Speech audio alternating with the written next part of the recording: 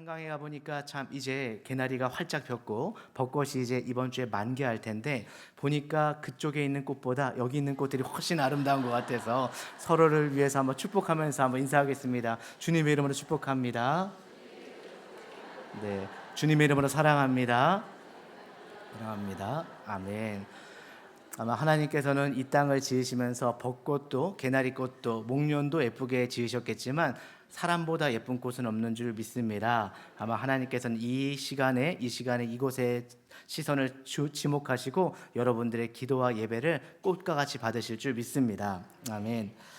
우리가 살아가는 인생 여정은 기다림으로 가득 차 있습니다. 부모는 아이들이 자라기를 기다리고 있습니다. 학생들은 시험 날짜를 기다리고 또 좋은 대학에 입학하기를 기다리고 있습니다. 또 농부들은 봄에 씨앗을 뿌리고 가을에 추수를 기다리고 있습니다. 아내들은 남편의 퇴근을 기다리고 남편들은 안 기다리시는가 봐요. 네, 남편들은 월급을 손꼽아 기다립니다.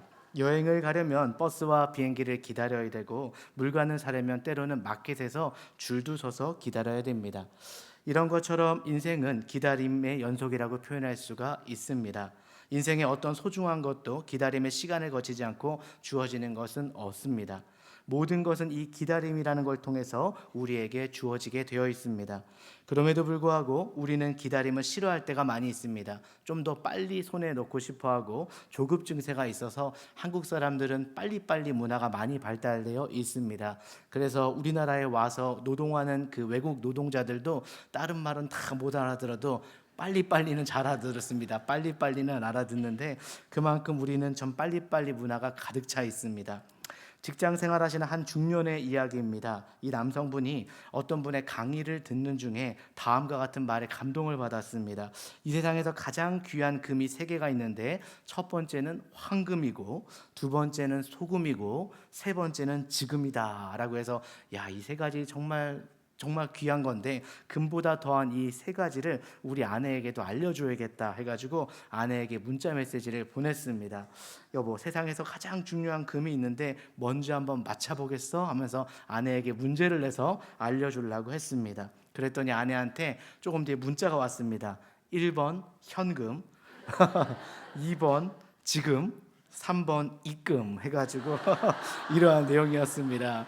그래서 남편이 할 수 없이 아내에게 다시 문자를 보냈습니다. 1번 방금, 2번 쬐끔, 3번 입금 하면서 보냈습니다. 자, 물론 웃기려고 만든 이야기지만 무엇인가 빨리 받기를 원하는, 지금 당장 내 손에 뭔가를 넣기 원하는 조급한 마음을 담고 있는 이야기라고 할 수가 있습니다. 자, 그러나 참으로 인생을 바로 아는 사람은 기다림이 얼마나 큰 축복인지를 인식하는 사람인 줄 믿습니다. 어쩌면 기다리는 시간, 그것은 축복의 시간인 줄 믿습니다. 흔히 나의 원하는 모든 것이 성취되면 행복하다라고 말할 수 있지만 기다릴 것이 있는 것이 때로는 축복이라는 생각이 듭니다. 아직 우리에게 기다려야 될 약속이 남아있고 아직 우리에게 성취해야 될 사명과 꿈이 남아있는 시간, 그것을 기다리는 것, 그것이 축복인 줄 믿습니다. 왜냐하면 기다림이라고 하는 것은 현실과 미래의 소망을 연결시켜주는 다리와도 같은 것이기 때문입니다. 어쩌면 우리는 주님 다시 오실 날을 기다리면서 그날을 소망하고 완전한 그 천국의 소망이 이루어질 그날, 언젠가 얼굴과 얼굴을 마주해서 주님도 뵙지만 먼저 떠나간 우리의 믿음의 선친들과 가족들도 볼 수 있는 그 믿음의 날을 기다리는 그 가정 가운데 있는 줄을 믿습니다. 그러므로 여러분들에게 기다릴 세월이 있다면 기쁨으로 여기시고 기다림으로써 정말 믿음으로써 나가시길 주님의 이름으로 축원합니다. 성경을 보시게 되면 기다림을 통해서 아름다운 열매를 맛보았던 수많은 예들이 기록되어져 있습니다. 아브라함의 예를 보시기 바랍니다. 그는 실제로 아들을 낳기 위해서 몇 년 기다렸나요? 25년을 기다렸습니다. 그리고 실제로 가문에 많은 자손이 생기게 된 것은 3대를 거쳐가지고 나오게 됐습니다. 그러므로 한번 정말 축복을 받으려면 한 3대쯤은 가봐야 받을 수가 있는데, 여러분, 우리 자녀들에게 믿음의 축복을 같이 알리시고 손자와 그 후대 순손이 축복받는 여러분들 되시길 소망합니다. 그래서 저도 저희 아들에게 그렇게 얘기하죠. 너는 믿음의 4대다. 들어가도 복을 받고 나가도 복을 받을 것이고 들에서도 복을 받고 정말 너를 축복하는 자를 축복하는 복을 받을 텐데 어디 가서나 주님 믿고 잘해라고 하는데 여러분들이 그런 축복을 남겨주시는 자들 되시길 소망합니다. 아멘. 요셉도 그랬죠. 우리가 총리가 되었던 것만 생각했는데 총리가 되기 전에 그는 17세에 애굽으로 팔려가게 됩니다. 10년 동안이나 보디발 집에서 머슴살이 종살이를 했어요. 또한 억울한 누명을 뒤집어쓰고 2년 동안 감옥에 있었습니다. 그런데 그것도 부족했던지 술 맡은 관원장이 좀 꿈을 기억하고 좀 은혜를 잊지 말았어야 되는데 또 그것을 잊어버리는 바람에 2년을 감옥에서 보내게 되었습니다. 그렇게 14년이란 긴 세월을 보냈지만 그에게는 기다림이 있었습니다. 주님을 기다리고 하나님을 기다리면서 묵상하면서 그는 14년이 흐른 후에 주님께서 그 기다림의 시간이 끝난 다음에 이집트의 2인자가 되어서 기근에 처한 중동 지역의 근동 사람들을 다 먹여 살릴 수 있는 위대가 총리가 되었다는 것을 볼 수가 있습니다. 그것처럼 수많은 시간과 고난의 용광로를 통과한 후에야 비로소 꿈이 성취되는 것을 볼 수가 있습니다. 그러므로 기다림은 하나님께서 우리를 만드는 시간이고 우리에게 사명과 뜻을 주는 귀한 시간인 줄 믿습니다. 나의 계획, 나의 꿈이 당장 이루어지지 않는다고 실망하실 필요도 없습니다. 믿음으로 기다리면 언젠가는 반드시 그 하나님의 때에 여러분들을 통해서 자녀들을 통해서 이루실 줄을 믿습니다. 아멘. 오늘 같이 읽은 본문에 보시면 이사야가 불렀던 기다림의 노래에 대한 한 편이 기록되어져 있습니다. 우리말 성경에는 산문처럼 이렇게 기록되어 있지만 사실은 시적인 내용을 담고 있는 메시아를 기다리고 있는 메시아닉 서사시라고 볼 수가 있습니다. 이 시는 예수님께서 오시기 700년 전에 이미 기록된 것입니다. 예수님께서 다시 오시게 될 때, 이 땅에 다시 재림하시게 될 때 이러한 일이 일어날 것이다 라고 말하면서 기다림에 대한 그런 기쁨과 소망을 담고 있습니다. 이때 이스라엘의 정황은 어땠을까요? 사실 이사야가 이 말씀을 기록할 당시 유대 민족의 상황은 그렇게 녹록지가 않았습니다. 북왕국 이스라엘은 이미 아수르의 손에 멸망한 상태였고 남유다 쪽도 이미 닥쳐올 사네립의 공격과 신흥제국인 바벨론의 공격 앞에서 풍전등화처럼 휘말리던 그런 시대였습니다. 실제로 우리가 그 다음 장인 36장을 보게 되면 아수르의 사네립이 몇만 대군을 몰고 옵니까? 18만 5천 대군을 이끌고 예루살렘을 포위하는 일이 벌어지게 됩니다. 한마디로 정황은 어렵고 어두운 시기였습니다. 그렇게 우리가 오늘 3절을 보시게 되면 그 3절은 그들의 모습을 이와 같이 표현하고 있는데 53장 3절 한번 같이 읽겠습니다. 시작. 너희는 약한 손을 강하게 하며 떨리는 무릎을 굳게 하며. 아멘. 여기서 그 유대민족의 약한 손이라고 하는 것은 그들의 너무 어두운 시기대 가운데 축 처진 손을 말하고 있습니다. 그들이 상황이 좋지 않았기 때문에 기운이 없었습니다. 또한 떨리는 무릎이라고 하는 것은 힘이 없고 무기력한 모습, 더는 버틸 수 없는 힘든 상황을 표현하고 있습니다.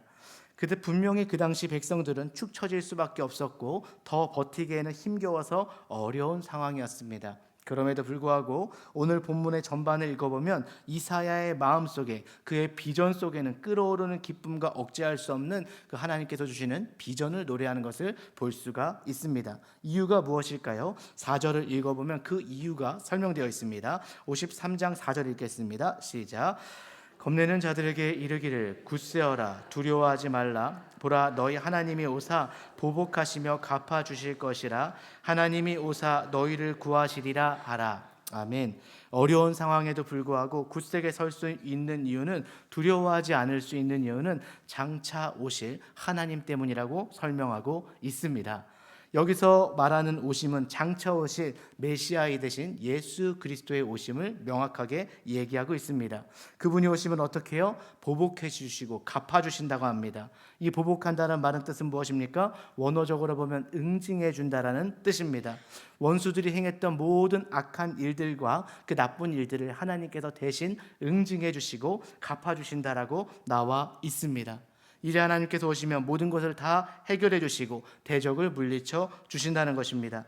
여기에 이사야가 노래할 수밖에 없었던 근본 이유가 있고 우리가 붙들어야 될 소망의 실체가 있는 줄 믿습니다. 삶이 어렵고 힘들 때마다 어떻게 해야 돼요? 성경을 보시고 믿음으로 나오시길 바랍니다. 하나님께서 그때마다 여러분들이 붙들어야 될 소망의 말씀을 주시고 성령의 말씀으로써 여러분들을 위로할 것이며 여러분들의 마음을 힘을 주시고 다시 이렇게 세워주실 줄 믿습니다. 아멘. 그러므로 그냥 이대로 어려운 가운데 있는 것이 아니라 기도의 자리에 나와 예배의 자리에 나와서 붙드시는 여러분들 되시길 주님의 이름으로 축원합니다. 아멘. 세계 어디를 가도 가장 마음밭이 좋은 자리는 아마 대한민국의 수요 예배, 오전 예배일 것 같습니다.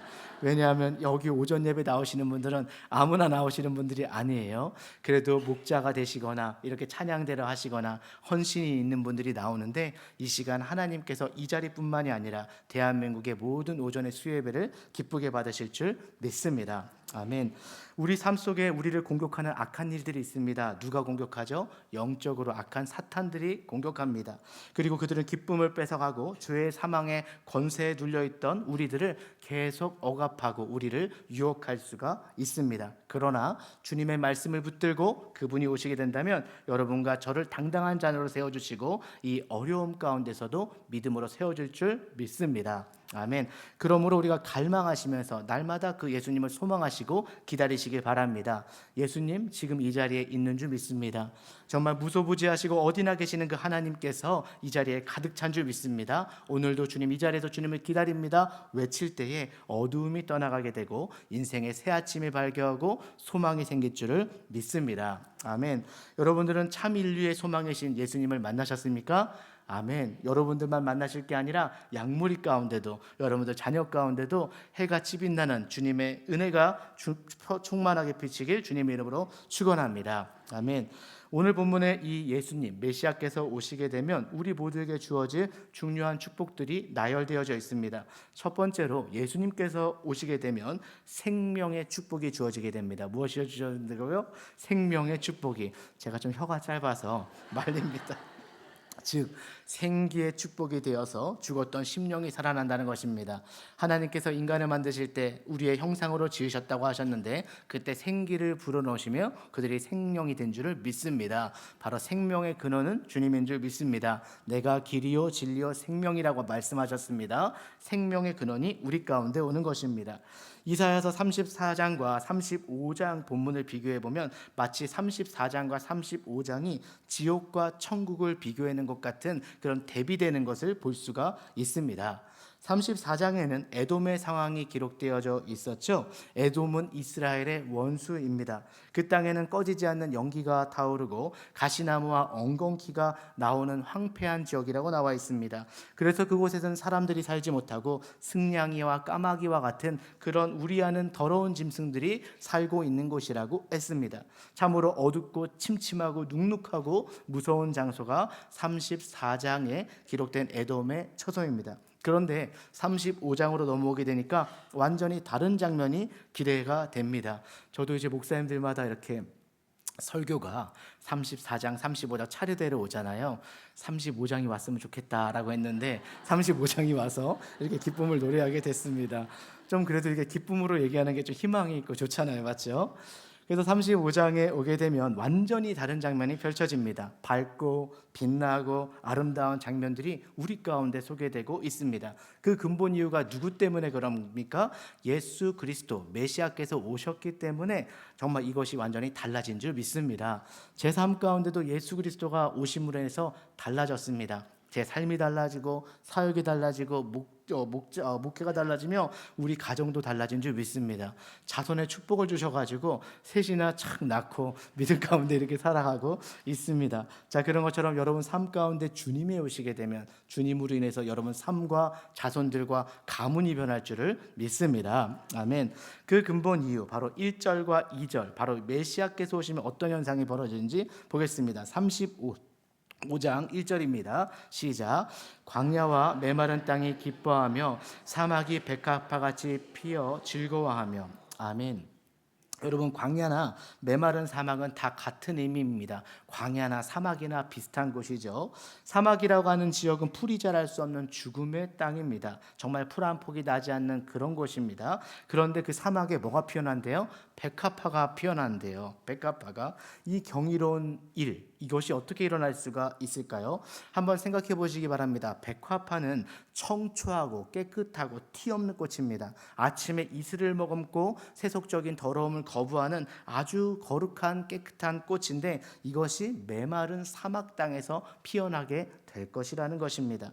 참 경이로운 대비가 아닐 수 없습니다. 사막과 백합꽃, 어떻게 보면 참 이게 대비, 상관관계를 보이고 있는데, 얼핏 보면 이것이 상관없는 것 같지만 여기에 대비의 미학이 담겨 있는 줄 믿습니다. 아멘. 저희가 이렇게 흰색과 까만색을 입잖아요. 대비의 미학이 있듯이, 또 여러분과 옆에 있는 분이 있어서 또 대비의 미학이 있듯이 서로가 다르기 때문에 더 아름다운 줄 믿습니다. 비록 지금은 민족이 광야와 같고 사막같이 죽음의 현실을 통과하는 가운데 있지만, 메시아가 오시고 예수님께서 오시면 다시 꽃처럼 피어날 수 있다는 사실을 오늘 본문을 통해서 700년 전에 미리부터 예언하고 있는 줄 믿습니다. 이것이 바로 생명의 능력이고 생기가 주는 축복인 줄 믿습니다. 너희들의 삶은 사막과도 같고 광야와 같고 풍전등화와 같을지 모르지만, 그분이 오시게 되면 생명력을 갖고 백합화가 피어나고 정말 샤론이 노래하는 그런 땅이 될 것이다라고 소망하고 있습니다. 여러분들이 예수님을 붙잡고 날마다 심령 속에 주님을 붙들 때 사막과 같은 여러분들의 삶이 변화해서 백합화가 피고 향기를 진동하는 여러분들 되시길 주님의 이름으로 축원합니다. 아멘. 뿐만 아니라 2절을 보시게 되면 겨우 사는 정도가 아니라 이제 이 백합꽃과 그 지역이 더 풍성하게 될 것을 이야기하고 있습니다. 2절 한번 읽어볼까요? 시작. 무성하게 피어 기쁜 노래로 즐거워하며 레바논의 영광과 갈멜과 사론의 아름다움을 얻을 것이라. 그것들이 여호와의 영광 곧 우리 하나님의 아름다움을 보리로다. 아멘. 여기에 보면 세 가지 지명이 나옵니다. 팔레스타인을 대표하는 세 가지 비옥한 아름다운 땅이 나오는데, 레바논, 이것은 향기로운 백향목이 많이 나는 산지이죠. 갈멜은 웅장한 상수리 나무가 자라는 곳입니다. 샤론은 꽃과 목초가 자라는 아름다운 곳입니다. 오죽 아름다웠으면 주님을 뭐라 그랬어요? 샤론의 꽃으로 설명한 그런 찬양들이 있으시죠. 너무나 아름답기 때문에 예수님께서 오시면 주어질 축복이라고 말하고 있습니다. 실제로 주님께서 이 땅에 오셨을 때 요한복음 10장 10절을 보시면 그 목적을 다음과 같이 얘기하고 있습니다. 제가 읽어드리겠습니다. 요한복음 10장 10절. 도둑이 오는 것은 도둑질하고 죽이고 멸망시키려는 것뿐이요, 그러나 내가 온 것은 양으로 생명을 얻게 하고 더욱 풍성히 얻게 하려는 것이니라. 아멘. 생명을 얻게 하고 더 풍성히 얻게 한다. 주님의 축복은 어떤 것입니까? 정말 넣어서, 가득 넣어서 흔들어 가지고 눌러 가지고 막 더 넣어 가지고 좀 더 가지고 하는 게 주님의 축복인데, 그렇게 더 준다는 것이죠. 단순히 생명을 얻는 것으로 끝나지 않고 생명을 얻는 정도가 아니라 풍성하게 얻기 위함인 줄 믿습니다. 자, 이것이 예수님께서 이 땅에 오셔서 하신 첫 번째 사역이고, 예수님을 만나게 되면 이와 같은 축복이 여러분 가정 가운데, 삶 가운데 충만할 줄 믿습니다. 보니까 첫 번째 요한복음 10장 10절의 첫 번째를 보니까 도둑이 오는 것은 도둑질하고 죽이고 멸망시키려는 것뿐이라고 했는데, 우리의 삶은 항상 사단의 세력과 주님의 그 축복이 있습니다. 그럴 때마다 이 유혹을 이겨내려면 어떻게 해야 될까요? 항상 믿음의 전신갑주를 가지고 믿음으로 바로 서야 될 줄 믿습니다. 사단은 도둑질하고 죽이고 멸망시키려고 한다고 성경은 말하고 있습니다. 몇 년 전에 뉴욕에 살고 있는 한 부부에게 소포 하나가 배달되어 왔습니다. 발신도 없고 메모도 없는 그런 소포였습니다. 소포를 열어보니까 그 안에 브로드웨이 공연 중인 아주 유명한 티켓이 2장이 들어가 있었습니다. 여러분들은 어떻게 하시겠습니까? 그것이 왔으면 어떻게 하시겠습니까? 보신다는 분도 있으시고, 어떻게 하시겠습니까? 이왕에 온 거니까 봐야죠. 누가 의미가 있으니까 보냈겠죠? 맞죠? 누가 보냈을까? 아무리 생각해봐도 생각나는 사람이 없었습니다. 그러다가 두 부부가 상의하다가 어쨌든 우리를 생각해서 보내준 거니까, 티켓이 주어졌으니까 부부는 입장권을 가지고 공연을 보러 갔습니다. 그리고 진짜 너무나 재밌고 환상적인 그런 시간을 보내게 되었습니다. 와, 너무나 멋있다. 역시 브로드웨이는 세계 최고의 그런 공연이야 하면서 보고 돌아왔습니다. 돌아와 보니까 그동안 도둑이 들어와서 집에 귀중품을 다 훔쳐갔습니다. 침대 위에 보니까 쪽지가 하나 써 있었습니다. 이렇게 기록되어 있었습니다. 이제 누가 티켓을 보냈는지 알겠지? 누구겠어요? 바로 도둑이 보낸 것이죠. 여러분, 그렇습니다. 세상이 우리에게 따뜻하게 잘해주고 나를 보살펴 주는 것 같이 느껴질 때가 있지만 사실 그것을 빼앗아가기 위함인 줄 믿습니다. 그러므로 세상에 집중하지 마시고 주님께 집중하시고 주님으로 승리하시길 바랍니다. 내가 온 것은 양으로 생명을 얻게 하고 더 풍성하게 얻게 하려는 것이니라. 아멘. 그렇습니다. 주님께서 여러분 인생에 오시게 되면 여러분 인생이 변하고 정말 복음이 없었던 그곳에 생명이 생기고 여러분 삶이 비전이 생기는 줄 믿습니다. 아멘. 저도 저희 아들을 볼 때마다 그랬습니다. 아유, 나중에 커가지고 유학해가지고 어떻게 저렇게 살 수가 있을까라고 했는데 이 아이가 신학대학교 가더니 비전이 생겼어요. 기뻐하고 만남의 축복을 주셔가지고 좋은 분들을 만났어요. 그래가지고 이 아들이 정말 기쁘게 신학생활을 하면서 믿음으로서 하나님과의 관계도 생기고 믿음에 대한 비전도 생기고 즐겁게 살게 되었습니다. 그러다가 하나님 안에서 비전을 주셨는데 하나님께서 또 기도하면서 목회자가 되는 비전을 주셔가지고 지금도 그렇게 가고 있습니다. 그래서 이번 주 월요일 날에는 한번 이 아들이 신학교 선배 중에서 해병대가 있었나 봐요. 아주 멋있고 각이 살아있고 너무나 모범되고 기도도 열심히 하고 정말 박력 있는 분이 있어가지고 그분을 너무 존경한 나머지 이 아들도 해병대로 들어갔습니다. 그래가지고 어제 그 월요일 날에 데려다 주면서 참 눈물겹지만 또 이제 기쁘게 보내고 왔는데 아내가 옆에서 많이 울더라고요. 그래서 바람 맞으면서 막 우는 아내를 보면서 저도 따라올 수가 없어가지고 도닥이면서 왔던 기억이 나는데 아직도 제 머릿속에는 계속 그 아들의 뒷모습이 많이 남습니다. 그래서 1,300명이 모집하는데 참 기뻤던 것은 그래도 이 대한민국 가운데 자원하여서 그렇게 나라를 지키자고 온 친구들이 많고 그리고 정말 목숨을 다해서 생과 사를 생각하지 않고 정말 믿음으로써 정말 나라를 사랑하는 마음으로서 나온 청년들이 있다는 것이 참 기뻤습니다. 그래서 대한민국이 아무리 어렵다고 할지라도 우리가 기도하고 또 그런 믿음의 청년들이 있고 그런 애국자들이 있다면 우리나라는 다시 소생될 줄을 믿습니다. 아멘. 두 번째 보겠습니다. 메시아 예수님께서 우리를 찾아오시게 되면 치유의 축복이 우리에게 주어지는 줄 믿습니다. 어떤 축복이요? 치유의 축복, 치유와 회복이 주어지는 줄 믿습니다.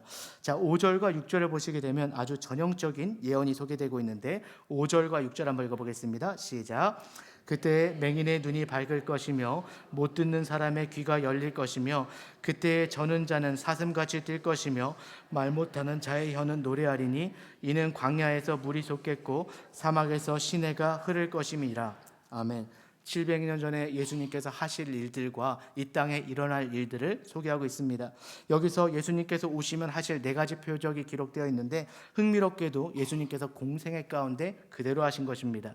요한복음 9장에 보게 되면 날 때부터 소경된 자를 눈뜨게 하시는 기적이 나왔습니다. 마가복음 7장에 보게 되면 귀 먹고 말 더듬는 자에게 에바다 라고 했을 때 귀가 열리게 되고 혀에 맺힌 것이 풀려서 말을 분명하게 하였다라고 말씀하고 있습니다.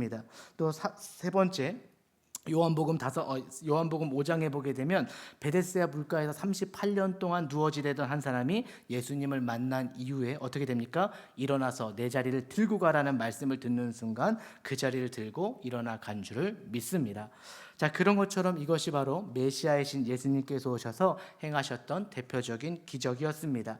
자, 그런데 유대인들은 이것들을 700년 전에 있었던 그 구약에 대한 예언인 것을 알면서 예수님만 보면은 죽이고 싶어 했습니다. 예수님이 메시아라는 것을 그들은 알고 있었습니다. 그러나 그들은 인정하지 않았습니다. 왜 그랬을까요? 인정하게 되면 자신들이 가지고 있는 포지션이 이제는 사라지게 될까 봐 두려웠기 때문입니다. 성경은 이것을 성령 회방죄, 신성 모독죄라고 부르고 있습니다. 예수님의 예수님 되심, 메시아 되심을 다 알면서도 의도적으로 예수 그리스도의 메시아됨을 거절하는 것, 그분의 사역을 방해하는 것이 성령 회방죄라고 말하고 있습니다. 예수님께서 아무리 큰 능력을 가지고 있다고 할지라도 아무리 큰 기적을 베풀고 싶어도 여러분과 제 마음이 닫혀 있으면 예수님의 능력은 우리와 상관없는 것이 됩니다. 그러므로 우리가 어떻게 해야 될까요? 날마다 마음을 활짝 열고 주님의 성령이 하는 일이 어떤 것이고 그분의 눈동자와 마음이 어디 있는지를 보시고 우리도 그 사역을 따라가야 될 줄 믿습니다. 예수님께서는 교회를 자신의 몸이라고 하셨습니다. 자신은 교회의 머리라고 하셨습니다. 교회는 곧 성도님들인 줄 믿습니다. 교회를 사랑하는 것이 주님을 사랑하는 것이라고 했는데 교회가 하는 사역들이 참 많이 있습니다. 여러분들 그냥 있지 마시고 이 사역에 동참하셔서 주님의 몸 되신 사역 가운데 성령이 하시는 일 가운데 동참하시는 여러분들 되시길 주님의 이름으로 축원합니다. 그렇습니다. 오늘 수많은 사람들이 육체적으로 심령적으로 많은 질병들을 가지고 살아가고 있습니다. 여러분 질병이 찾아왔을 때 아파하고 실망하는 것만으로 끝나시면 안 됩니다. 참된 치유자가 누구인지 확인하시고 치유의 능력을 가지신 주님께 나아가셔야 될 줄 믿습니다. 오늘도 새벽에 보니까 어떤 한 성도님이 자기의 아픈 부위를 두드리면서 기도하는 걸 보았습니다. 아마 저희 마음으로는 주께서 정말 그 부위를 정말 치료하시고 회복시키셔서 주님 낫게 해달라는 소망인 줄 믿습니다. 주님께서 치료해 주실 줄 믿습니다. 연약한 몸이라도 회복시키실 줄 믿습니다. 수십 년 전의 일입니다. 인디아나주에 있는 퍼듀 유니버시티의 교수를 역임했던 한 분이 계셨습니다. 월마 루돌프라는 흑인 여자분이신데요. 이분은 태어날 때부터 왼쪽 다리가 비정상적으로 마른 소아마비 장애인이었습니다. 그래서 3살부터 8살까지는 다리에 보조 의족을 끼고 살아갔던 환자였습니다. 그런데 이분의 부모님들이 신앙이 참 좋았습니다. 아이가 쩔뚝거리면서 학교에 돌아오는 걸 보면 어머니가 마음 아파하면서 다리를 주물러 줬습니다. 정말 주물러 주면서 이것들이 다시 이완되어지고 펴질 것이다 라고 하면서 기도를 했습니다. 하나님 우리 딸을 다른 아이들보다 빨리 달리는 그런 다리를 허락해 주세요. 기도를 했습니다. 걷지도 못하는 딸을 두고 정말 소아마비 딸을 두고 더 빨리 달리게 해달라는 그런 기도를 했습니다.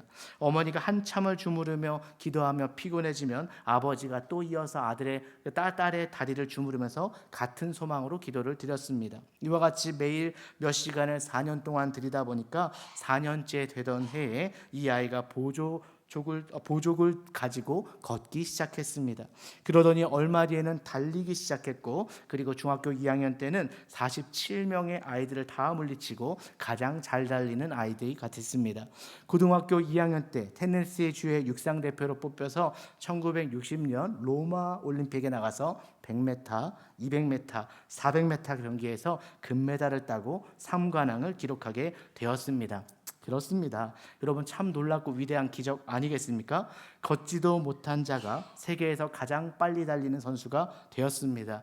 믿음은 바라는 것들의 실상이요 보지 못한 것들의 증거니라고 했습니다. 믿음은 보이는 것을 믿는 것이 아니고 한 것을 믿는 것이 아니라 보이지 않는 것을 선포하고 믿는 줄을 믿습니다. 주님께서 참 치유자고 회복자이신 줄 믿고 여러분들의 삶을 주님께 맡기시길 소망합니다. 아멘.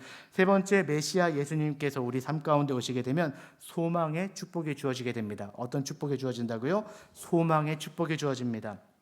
7절과 8절 보겠습니다. 시작. 뜨거운 사막이 변하여 모치 될 것이며 메마른 땅이 변하여 원천이 될 것이며 승냥이의 눕던 곳에 풀과 갈대와 부들이 날 것이며 거기에 대로가 있어 그 길을 거룩한 길이라 일컫는 바 되리니 깨끗하지 못한 자는 지나가지 못하겠고 오직 구속함을 입은 자들을 위하여 있게 될 것이라 우매한 행위는 그 길로 다니지 못할 것이며. 아멘. 여기에 보게 되면 대로가 만들어질 것이라고 하면서 그런데 이 대로를 거룩한 길이라고 표현하고 있습니다. 그런데 이 길은 아무나 다닐 수가 없습니다. 첫 번째로 깨끗하지 못한 자는 이 길을 걸어갈 수가 없습니다. 즉 죄짓고 불의한 자는 이 길을 걸어갈 수 없다고 합니다. 두 번째, 우매한 자들도 갈 수가 없다고 했습니다. 그래서 우매하다라는 말의 뜻은 영적인 진리에서 무관심하거나 무지한 자들을 말하고 있습니다. 자, 이들은 하나님을 믿지 않습니다. 자신을 믿고 그들은 스스로 똑똑하다고 여길지 모르지만 하나님은 그들을 우매한 자라고 말하고 있습니다. 자, 그렇다면 어떤 자들만이 이 길을 갈 수가 있을까요? 오직 구속함을 받은 자들만 갈 수 있다라고 말하고 있습니다. 여기서 말씀을 우리 조금 더 깊게 봐야 됩니다.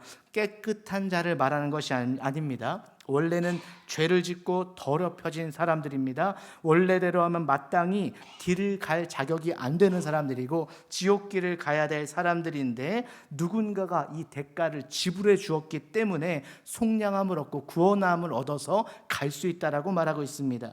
이 속량이란 말 자체는 대가를 지불한다는 뜻입니다. 영어로는 랜섬이라고 표현하고 또는 리뎀션이라고도 표현도 합니다. 히브리 말에는 가알이라는 동사가 있고 이것이 명사형이 바로 고엘이라는 뜻입니다. 자, 고대 히브리 사회에서 친족이 망하거나 노예가 되었을 때 친족 중에 누군가가 대신 대가를 지불하고 기업을 무르게 되는 것을 뭐라 그럽니까? 고엘이라고 합니다. 고엘하면 생각나는 사람 누굽니까? 룻기의 보아스입니다. 맞습니다. 룻과 나오미 가문이 망했을 때 그 뭐라 그럽니까? 모든 것들을 다 지불하고 룻을 아내로 맞아들인 사람이 바로 보아스입니다. 그래서 보아스를 룻기에서는 고엘이라고 불렀습니다. 우리에게 고엘이 누굽니까? 우주의 죄를 다 감당하시고 나를 위해서 죽으시고 나에게 천국 소망 주시고 생명 주신 분이 바로 예수 그리스도, 그분이 우리의 고엘이 된 줄을 믿습니다. 우리는 그냥 있는 것이 아닙니다. 너희들은 핏값으로 산 것이라고 했습니다. 여러분들은 여러분 것이 아니라 주님의 것인 줄 믿습니다. 아멘. 10절 한번 보겠습니다. 10절 같이 읽겠습니다. 시작. 여호와의 속량함을 받은 자들이 돌아오되 노래하며 시온에 이르러 그들의 머리 위에 영영한 희락을 띠고 기쁨과 즐거움을 얻으리니 슬픔과 탄식이 사라지리로다. 아멘. 예수님께서 궁극적으로 오시는 그 재림의 때에 어떻게 됩니까? 완전한 시온의 땅이 펼쳐질 줄을 믿습니다. 그곳에는 좀 더 자세하게 나와 있는데 요한계시록 21장 4절 말씀을 제가 읽어드리겠습니다. 모든 눈물을 그 눈에서 닦아주시니 다시는 사망이 없겠고 애통하는 자나 곡하는 것이나 아픈 것이 있지 아니하리니 처음 것들이 다 지나갔음이로라. 아멘. 주님 다시 오실 그때 우리가 시온산에 도착하게 되면 거기에는 하나님이 계십니다. 우리의 애를 맞아주실 것이고 우리의 눈물을 닦아주시고 아프게 힘들게 살아왔던 우리의 눈물, 복음을 위해서 살아왔던 우리의 삶들을 주님께서 위로하실 것이 바로 시온산성인 줄 믿습니다. 그곳에는 사망이 없고 애통하는 것이나 곡하는 것이 다시는 없습니다. 이전 것이 지나가고 새로운 축복이 우리를 감싸게 될 것입니다. 이것이 바로 주님께서 다시 오실 날인 줄 믿습니다. 주님 오실 날이 머지 않았습니다. 성경을 보면, 이 세상을 보면 오실 날이 별로 머지 않았음을 보고 있습니다. 우리 때에 그것을 목도할 때가 될지도 모릅니다. 여러분들 이 땅에 사시는 동안에 우리에게 아픔도 있고 눈물도 있지만 주님 오실 날을 기대하면서 믿음으로 살아가시는 여러분들 되시길 주님의 이름으로 축원합니다. 초림 때 주님께서 그냥 이 땅에 2000년 전에 오셨을 때는 말구유에 오셨지만 재림하시는 예수님은 우리에게 왕으로 오실 것입니다. 세계의 왕으로 오실 것입니다. 주님께서 2000년 전에 오실 때는 죽기 위해 오셨지만 다시 오실 주님은 영광 중에 천사의 호령과 함께 나팔소리와 함께 오실 줄 믿습니다. 2000년 전에 오셨던 주님은 우리와 같이 인간의 모습으로 오셨지만 그날이 되면 우리 모두가 그분과 같이 새로운 부활체를 입고 영광된 몸을 입고 주님과 함께 영원한 생활을 보내게 될 줄을 믿습니다. 아멘. 그렇습니다. 주님께서 오실 그 날을 기대하면서 믿음으로 살아가시는 여러분들 되시길 바랍니다. 고용원 선교사님께서 한 번은 묵상을 했답니다. 주님이 영원한 세상을 온 땅을 덮는 그 날을 꿈꾸고 있었습니다. 황폐해진 땅을 보면서 묵상하면서 작곡했던 곡이 있었습니다. 사람들은 생기를 잃어버리고 청년들이 점점 교회를 떠나가고 있고 때로는 하나님 뜻대로 살아봤자 교회 다니면 무엇하냐고 하는 자조적인 언어들이 묻어나오고 있을 때, 그리고 세상을 바라봤을 때 소망이 없다고 느꼈을 때 다시 생기를 넣을 수 있는 유일한 방법이 무엇일까? 다시 그들이 살아나서 하나님께서 하나님의 군대가 되는 방법이 무엇일까? 다시 하나님의 나라를 사모하고 주의 나라를 사모하고 그 나라를 향해 가는 것이 무엇일까를 묵상하면서 그가 불렀던 찬양이 바로 오늘 같이 부르게 될 주님 다시 오실 때까지입니다. 바로 그렇습니다. 주님 다시 오실 때까지 우리는 이 길을 갈 것입니다. 좁은 문 좁은 길 나의 십자가를 지고 가게 될 줄 믿습니다. 나의 가는 이 길 끝에서 우리는 주님을 보게 될 줄 믿습니다. 영광의 주님이 우리를 맞이하게 될 것입니다. 주님을 만나는 그날, 온 땅으로 가득 찬 그날 우리는 노래할 줄 믿습니다.